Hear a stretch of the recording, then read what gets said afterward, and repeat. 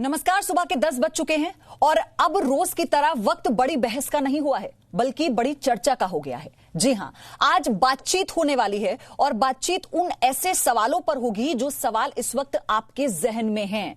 अगले आधे घंटे हमने 5 सवाल तय किए हैं। इन 5 सवालों पर हमारे मेहमान आपके सवाल हैं, ये उनका जवाब देंगे। यानी बात समस्या पर नहीं होगी, अब बात समाधान पर होगी, क्योंकि समस्या को लेकर अब जो कोशिश की जा रही थी वो समाधान तक तो पहुंची नहीं। तो इसलिए अब आगे एक कदम बढ़कर हमारी ये कोशिश है कि समस्या पर शिकायत बताना या सुनने की नहीं बल्कि समाधान खोजने की होगी, क्योंकि हालात बहुत अच्छे तो है नहीं।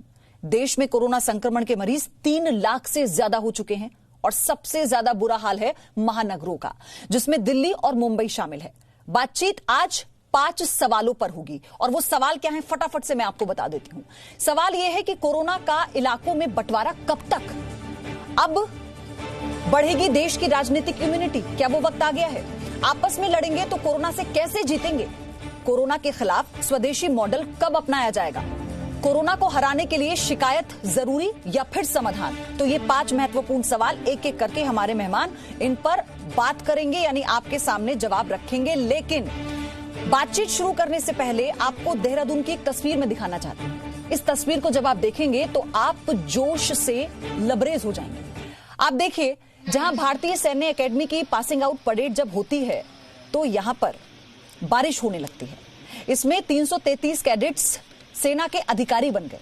ये तस्वीरें आपको रोमांचित करेंगी और देश के इन योद्धाओं से इस संकट काल का मुकाबला करने की प्रेरणा आपको इन तस्वीरों से मिलेगी। आप ध्यान से देखिए, शौर्य के साथ साथ हिम्मत देखिए, दृढ़ निश्चय देखिए। देश के इन योद्धाओं से सीखिए इम्यूनिटी मजबूत करना। देश के इन योद्धाओं से सीखिए चुनौतियों का मुकाबला करना। देश के इन योद्धाओं से सीखिए चुनौतियों में रोल मॉडल बनना। देश के इन योद्धाओं से आप सीखिए मुश्किल हालात में भी खड़े रहना। देश के इन योद्धाओं से आप सीखिए हर समस्या का डटकर मुकाबला करना। और क्या आप जानते हैं कि ये जो पासिंग आउट परेड है और आईएमए में एक कहावत है, ये कहा जाता है, ये माना जाता है कि अगर इस परेड के टाइम पर किसी भी तरह की कोई दिक्कत आ जाए, आप समझ लीजिए आंधी आए, तूफान आए या कोई भी किसी भी प्रकार का कोई रोड़ा आ जाए, कोई बाधा आ जाए, तो इसे रोका नहीं जाता। और अगर ये पासिंग आउट परेड रुक जाती है तो उसे अपशगुन कहा जाता है। आप देखिए कि इस तरह की कहावत तो हमारे हिंदुस्तान में बहुत हैं कि आप कहीं से निकलिए मत, अगर बिल्ली रास्ता काट जाती है तो अपशगुन हो जाता है, कोई छींक देता है तो अपशगुन हो जाता है। लेकिन जब हौसले की, दृढ़ निश्चय की बात आती है ना, तो आप इस कहावत को सटीक कैसे बैठा सकते हैं किसी जगह पर, वो आप इन तस्वीरों के जरिए समझ लीजिए। ये योद्धा हैं, ये हमें बता रहे हैं कि आपको और हमें अपनी जीवन शैली को कैसे बनाना होगा, उसे अनुशासित कैसे करना होगा, उसे संयम में कैसे लाना होगा। Slung across the right shoulder of Senior Under Officer Ritesh Kumar of Alameen Company. Singh Dhillon.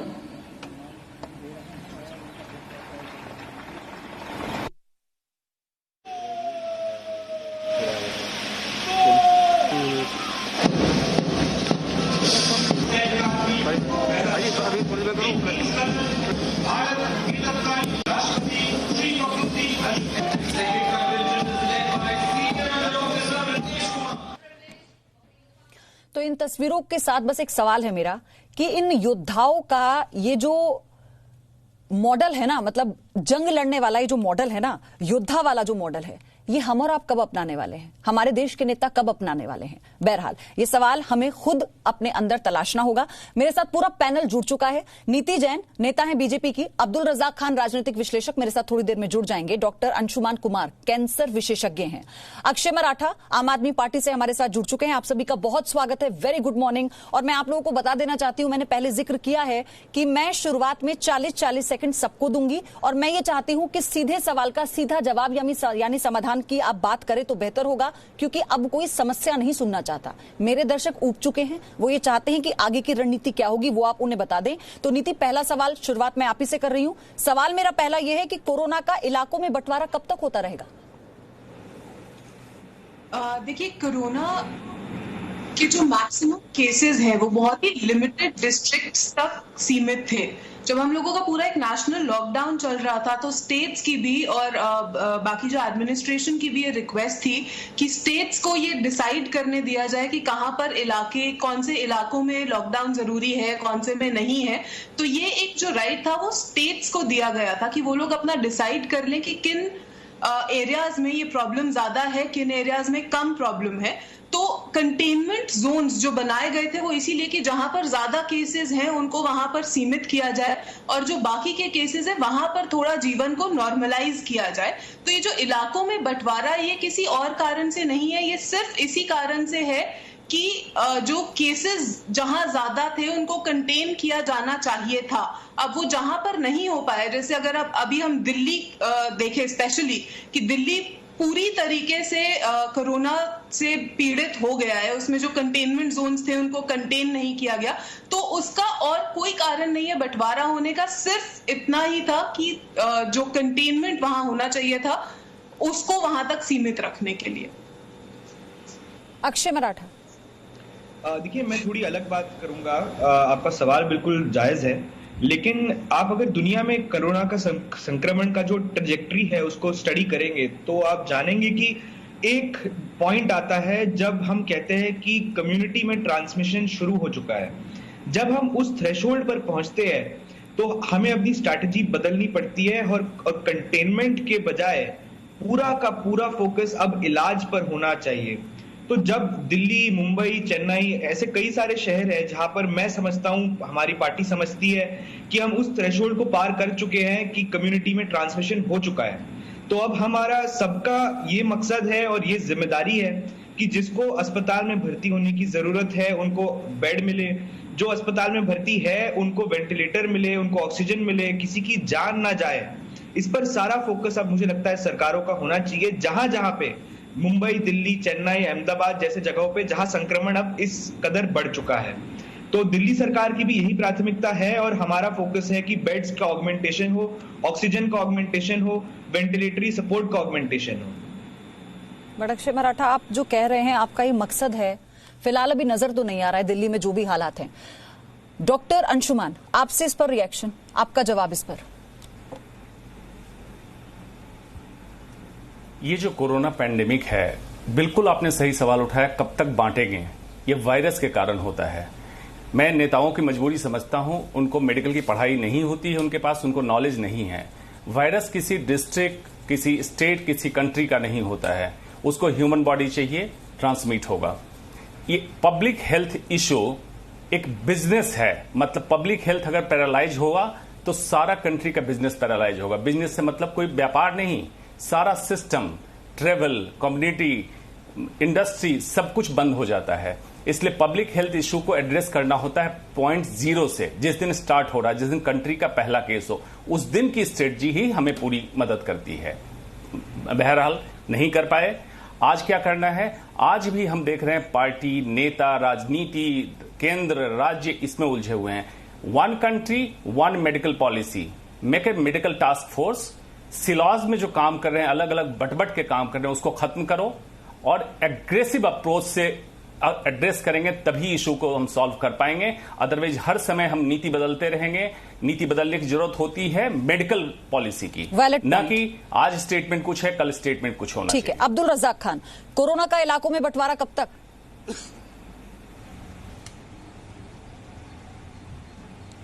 पयोधी जी, देखिए, जितना भी सरकार कर ले, जो भी सरकार कर ले, इसमें आम जनता का सहयोग बहुत जरूरी हो जाता है। जैसे ही रिलैक्सेशंस मिले, देखिए सरकार को रिलैक्सेशन देना बहुत लाजमी हो गया था, जरूरी हो गया था। वो इसलिए क्योंकि आर्थिक स्थिति आप ही जान रही है, इस बार का जीडीपी भी 3.1% है। ये कोरोना के लॉकडाउन के पहले की बात मैं कर रहा हूँ, फर्स्ट क्वार्टर की। तो इसकी वजह से सरकार मजबूरी में रिलैक्सेशन दी है, लेकिन लोगों को ये लग रहा है कि अब कोरोना महामारी खत्म हो चुकी है, उस तरीके से बर्ताव कर रहे हैं। कोई सोशल डिस्टेंसिंग कहीं नहीं हो पा रही है।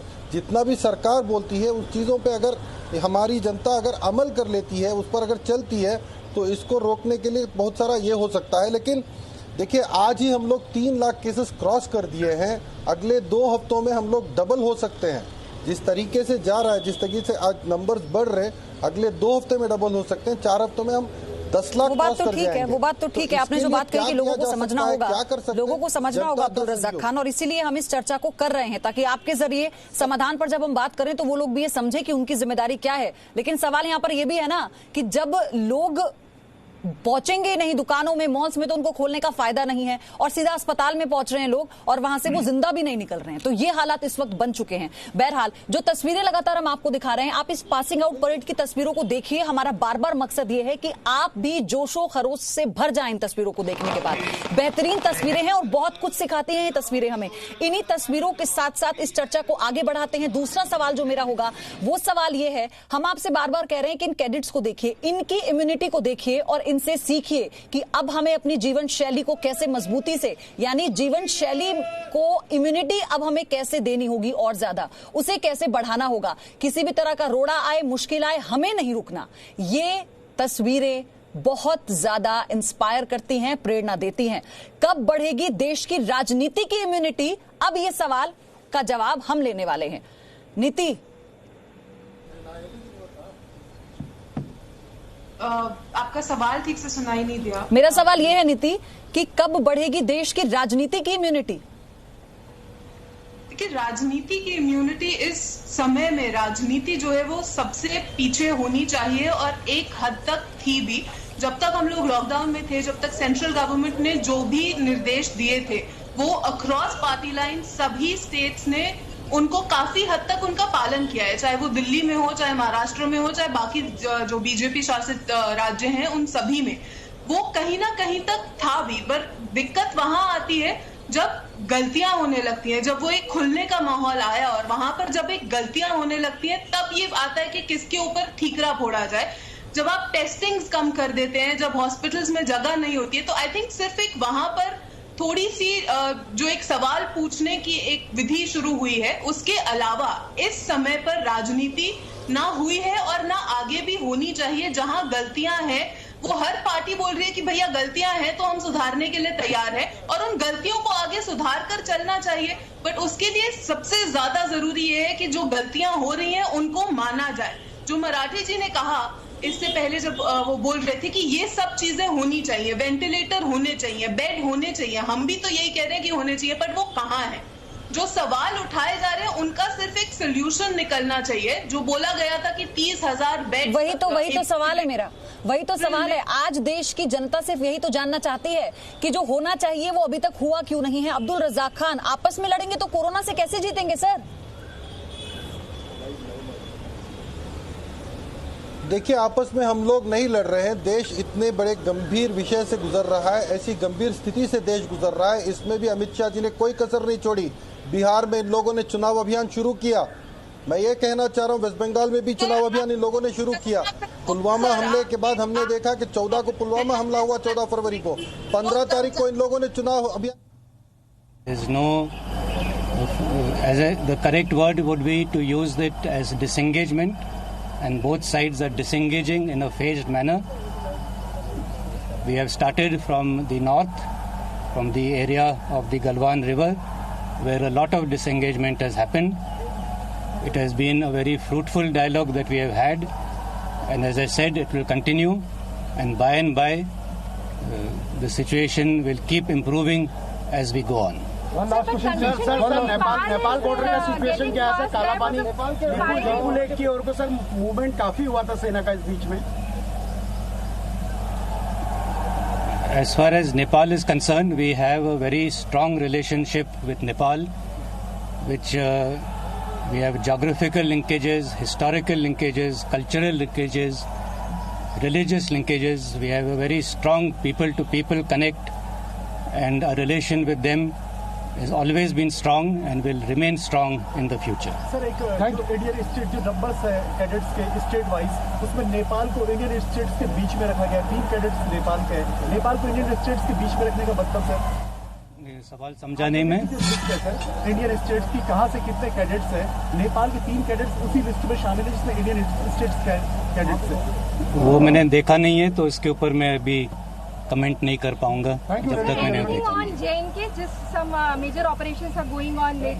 As far as तो आप सेना प्रमुख को सुन रहे थे, हालांकि वो ये बता रहे हैं किस तरह से आगे की पूरी रणनीति है, विस्तार से इसको भी आप तक पहुंचाएंगे हम। लेकिन अब्दुल रज़ाक खान, यही सवाल था मेरा कि अभी हम ये देख रहे हैं कि क्यों इतनी खींचतान है, आपस में लड़ लेंगे तो अब कैसे समाधान निकालेंगे सर? बिल्कुल आपस में लड़ाई की बात नहीं है, पूरे का पूरा समर्थन हर राज्य सरकार केंद्र सरकार के साथ कर रही है। लेकिन बीजेपी सरकार जिस तरीके से अपने आप को देश के सामने पेश कर रही है वो तो सारा देश देख रहा है। आपको मैं याद दिला दूं, पुलवामा हमला तो 14 फरवरी को हुआ था, 15 फरवरी को मोदी जी चुनाव अभियान में लग चुके थे। अब्दुल रज़ाक खान आ गए, मैं तो सिर्फ ये कह रही थी कि आप समाधान की बात कर सकते हैं यहाँ पर, तो बताइए ना इस चर्चा में। सबूत के साथ दे रहा हूँ ना, बिहार में चुनाव अभियान शुरू हो गया बीजेपी का। एक मिनट अब्दुल रज़ाक खान, मुझे जल्दी आगे बढ़ना है, मेरे 2 सवाल और हैं जो मुझे 2 गेस्ट से लेने हैं। मुझे ये बताइए ना कि कौन राज्य सरकारों ने केंद्र सरकार से कहा था ना कि हमें जोन बांटने का अधिकार दे दीजिए, तब तो बहुत उससे कहा जा रहा था कि हमारे पास अधिकार होना चाहिए, हम अपने आप देखेंगे। अधिकार दे दिया तो अब हाथ खड़े कर दिए कि जो केंद्र कहेगी हम वो करेंगे। तो इसकी टोपी उसके सर, उसकी टोपी उसके सर, यही करेंगे आप लोग? देखिए, हर तरीके का समर्थन राज्य सरकारें केंद्र सरकार के साथ करने तैयार हैं, लेकिन हर हमेशा ट्रेनों की बात ले लीजिए, जितने मध्य प्रदेश ने ट्रेन मांगे थे, जितने महाराष्ट्र ने ट्रेन मांगे थे, गुजरात ने ट्रेन मांगे थे, इसके ऊपर सिर्फ टिप्पणी किस बात पर हुई थी, खींचतानी किस बात पर हुई थी? सिर्फ महाराष्ट्र के ऊपर, सिर्फ पंजाब के ऊपर, दिल्ली के ऊपर, राजस्थान भूल गए आप, राजस्थान भूल गए आप। ठीक है, आप फिर समस्या की बातें कर रहे हैं यहाँ पर बैठकर। आप फिर डॉक्टर अंशुमन, मैं वही बोल रहा हूँ। अब देखिए, बस अब सवाल ये है ना कि हम स्वदेशी मॉडल कब अपनाएंगे? ठीक है, मैं अगले सवाल की तरफ बढ़ रही हूँ। डॉक्टर अंशुमन, हम स्वदेशी मॉडल कब अपनाएंगे? जी पेयोधी, मैं उस पर कहने से पहले एक चीज ये बताना चाहता हूं कि जो यहाँ पे बैठ के टिप्पणी करते हैं, राजनीतिक टिप्पणी, इनसे पूछिए कि पक्ष विपक्ष जितने लोग जीत के गए हैं वो अकाउंटेबल हैं सिटीजन के लिए, नागरिक के लिए, कि अगर सिचुएशन खराब होती है तो उनको जवाब देना पड़ेगा। इन्होंने कोई अभी तक टीम बना ली जिसमें हर नेता हो, हर पार्टी में अच्छे नेता होंगे, वो बैठें मिलकर एक टीम बनाएं और एक सुनियोजित कार्यक्रम करें, मेडिकल एक्सपर्ट को लूप में लें और उसको करें कंट्री वाइज। ये सरकार की जिम्मेदारी है ना। नीतीश पर जवाब दूंगी मैं आपसे डॉक्टर अंशुमन, लेकिन मैं चाहूंगी कि आप उस सवाल का जवाब नहीं, बिल्कुल किसी एक नागरिक के लिए केंद्र और राज्य नहीं होता है साहब। एक नागरिक के लिए उसका देश होता है, उसको केंद्र राज्य से मतलब नहीं है, उसको मत उलझाइए राजनीति में। एक नागरिक के लिए केंद्र राज्य अलग नहीं होता है। दूसरी बात मैं आता हूं, स्वदेशी मॉडल कब अपनाएंगे? बिल्कुल ठीक बात है, आप मेडिकल एक्सपर्ट को सबको लूप में लीजिए, किस तरह से हम इसको कस्टमाइज करें। अभी की जरूरत क्या है? आप ब्यूरोक्रेट आईएएस का बनाया हुआ नियम बना के डॉक्टर को बोलते हैं काम कीजिए, डॉक्टर समझ नहीं पा रहा है कि कब क्या मुझे करना है। जी, मैं इसका जवाब दे दूं? अच्छा, आवाज उनकी नहीं पहुंच पा रही। नीति, देखिए, इसके अंदर जो आप बोल रहे हैं कि एक सेंट्रल टीम की आप बात कर रहे हैं पैंडेमिक के टाइम पे, और जो एक इमरजेंसी टाइप का एक माहौल उस टाइम पर बन गया था, फिर भी प्राइम मिनिस्टर ने सभी देश के सीएम्स के साथ बात करके जो भी पॉलिसी आगे फ्लोट करी है वो लोकल इश्यूज को समझ के सब सीएम से बात करके उसके बाद उस पॉलिसी को नेशन वाइड अप्लाई किया गया है। तो ये बात बिल्कुल गलत है कि किसी को लूप में नहीं लिया गया या किसी पार्टी के लोगों को नहीं लिया गया। सब लोग एक साथ बैठकर इस मुद्दे पर चर्चा भी हुई है, और एक बार नहीं बहुत बार हुई है। अभी दोबारा प्रधानमंत्री जी ने बोला है कि वो सभी चीफ मिनिस्टर्स के साथ बात करेंगे। जो हेल्थ मिनिस्ट्री है उसमें जितने भी स्टेक होल्डर्स रहे हैं, अब आप ये बोले कि हर हॉस्पिटल से उसमें वो लिया जाए, तो मुझे लगता है कि इमरजेंसी के टाइम पर वो थोड़ा मुश्किल है कि सबको एक पेज पर लेकर तब तक हम करते तो शायद देर बहुत ज्यादा हो जाती।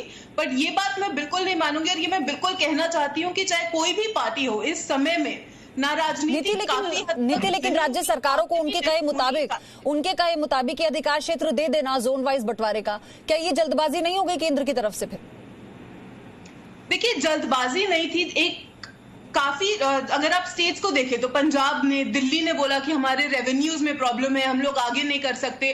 चाहे उन्होंने 65,000 करोड़ का बजट निकाला जिसमें से 7,500 हेल्थ के लिए उन लोगों ने दिए, पर उसके बाद भी वो बोल रहे हैं कि हमारे पास तो पीपी के हमारे पास डॉक्टर्स को सैलरी देने के पैसे। एक जो सबसे बड़ी समस्या हमारे पास है वो है टेस्टिंग को लेकर के। दिल्ली की आज की कैपेसिटी है 8,500 टेस्ट करने की। आप टेस्टिंग को इस तरह समझ सकते हैं कि अगर पैंडेमिक अंधेरा है तो टेस्टिंग उसके अंदर एक टॉर्च लाइट है। तो टॉर्च लाइट की क्षमता बढ़ाने की जरूरत है, टेस्टिंग किट बढ़ाने की जरूरत है, हर राज्य को आज ज्यादा टेस्टिंग करने की जरूरत है। और मैं समझता हूँ केंद्र सरकार अगर जल्द से जल्द ज्यादा, सवाल बस यही है ना अक्षय, नीति, अक्षय और नीति। अब्दुल रज़ाक खान, सवाल सिर्फ यही है कि जरूरत है, होगा, होना चाहिए, करेंगे, ये समझ से परे है। देश की जनता ये जानना चाहती है आप लोगों ने किया क्या है और क्या होने वाला है, क्या उसकी कोई डेडलाइन है? सवाल यहां पर ये है। बहुत बहुत धन्यवाद आप सभी का हमारे साथ जुड़ने के लिए इस चर्चा में। लेकिन देखिए, जो तस्वीरें हम आपको दिखा रहे थे, एक बार फिर से उन्हीं तस्वीरों के साथ मैं चाहती हूं क्लोजिंग करना। आप उन तस्वीरों को देखिए, उन कैडेट्स के जज्बे को देखिए, और हमारा मकसद इन तस्वीरों को दिखाने का सिर्फ इतना है ताकि आप और हम भी इनसे सीख सकें कि कैसे कठिन से कठिन परिस्थितियों में हमें डट के मुकाबला करना आना होगा। अब वो वक्त आ गया है। एक ब्रेक ले रहे हैं छोटा सा। Presenting B News app available on Google Play and App Store. Download it now.